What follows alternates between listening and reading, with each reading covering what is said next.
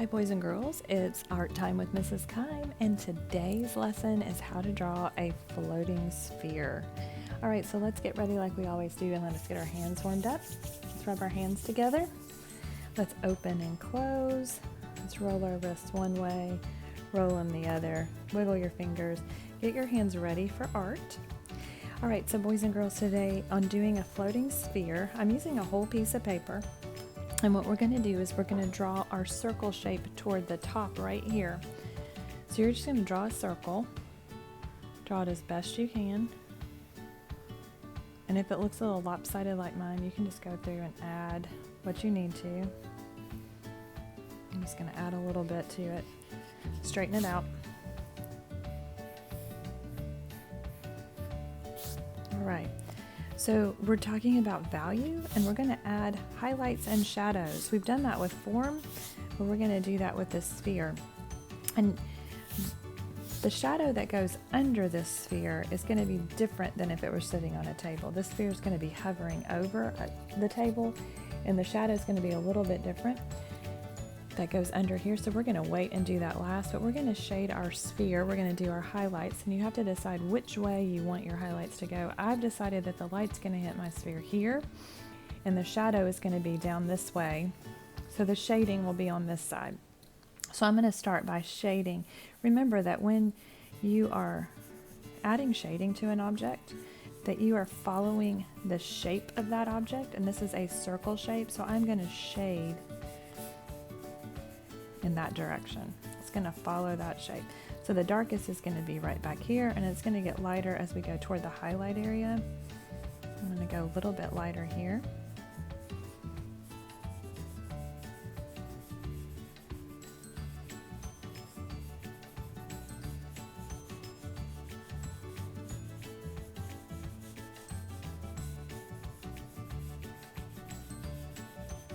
You can shade along with me. Notice I go back over areas and I get them a little bit darker. I keep going back over those areas. And this is what we call midtones when we're doing value. These are our midtones, these are our grays. We have all different levels of gray in this area. And what I'll probably do is go back and even darken this up some more. So I'm just going to go through and just add the gray where I need it, and then I can go through and add it. I want to block off an area that is going to be my highlight because I don't want to forget it. I don't want to put any gray in this area. So what I need you to do is just keep adding your gray with your pencil as we go.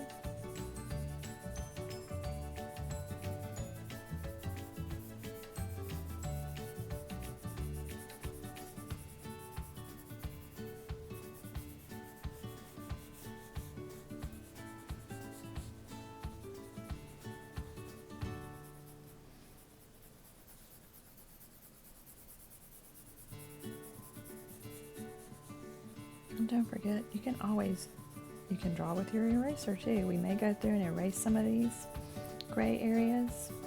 I'm just going to make the whole thing kind of a gray color and then go back and darken. So now I'm going to go back through here and darken up all of this area.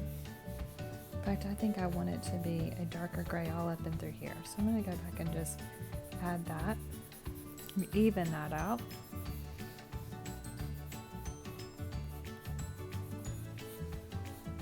Go back and thicken up this really dark area right in here. Remember, you can also turn your paper as you need to when you're working. Don't forget that that's a great possibility. And remember, you can also might even drag your hand through it, and you might need to erase some if you do. I do that a lot. You can also add a piece of paper under where you're working.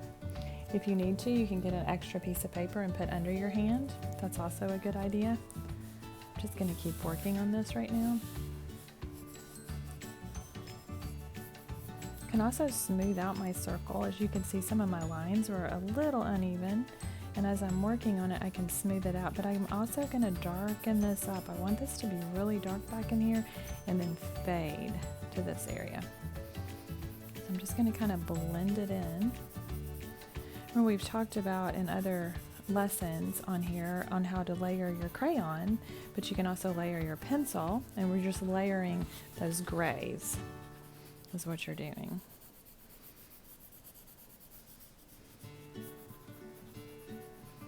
And do you see how I'm kind of crossing this over a little bit? I'm just crossing this, and then I'm making this area come through and look like it's shading. It has 3 dimensions. We're trying to make it look more like it's 3-dimensional. I'm also going to take my eraser and lighten up this highlight area, and I'm just going to kind of come in through here. And I kind of want this to be a little bit lighter. So I'm going to let this kind of fade. Remember, like I just said, you can kind of draw with your eraser a little bit. That's what I'm going to do, is lightly go over this and pull just a little bit of that pencil off of there. Pencil's made out of graphite, so I'm just pulling some of that back off the paper. Don't underestimate the power of that eraser. You can draw with it just as well as you can draw with the tip of your pencil. So you're going to do that. And you want to make sure that highlight just kind of stays on there. So there you have a sphere. I'm going to I constantly keep adding when I'm working on something like this. I will see some areas that I want to add to it. I want to make it look even darker. So I might just go through here and add a little bit through here. And I might just keep on doing that. So there we go. There's our sphere shape. So we're going to do this. And now I'm going to add a floating highlight down here. So this is going to be the shadow that the sphere is making as it floats over the table. And that's just kind of an even gray color. That's just going to be right through here. So the sphere is going to, and look, as I add it, look what I noticed. I want to pull this darker color down a little bit further onto the bottom of the sphere. I'm noticing that I want to make that even darker. Make this a lot darker in here, because that's where the darkest part is going to be. So I'm going to go through and add this even little highlight. That's where the sphere is floating. I'm just going to add that right there. Now, to make it look like an optical illusion, like it's floating, we're going to cut part of our paper. So we're going to go straight through here. I'm going to cut right up next to the sphere. Then I'm going to cut this area out right around it. So we're just going to take it and follow this all the way around and cut it. I can go back and clean this up a little bit more if I need to.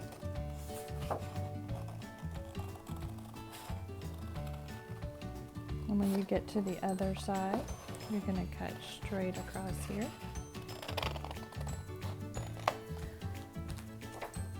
And then you can have your optical illusion of your sphere. You can put a book or something under it, and it can make it look like it's floating. Now you can also go back and just clean up your shadow a little bit more if you want to. Add a little bit more to that, even that out.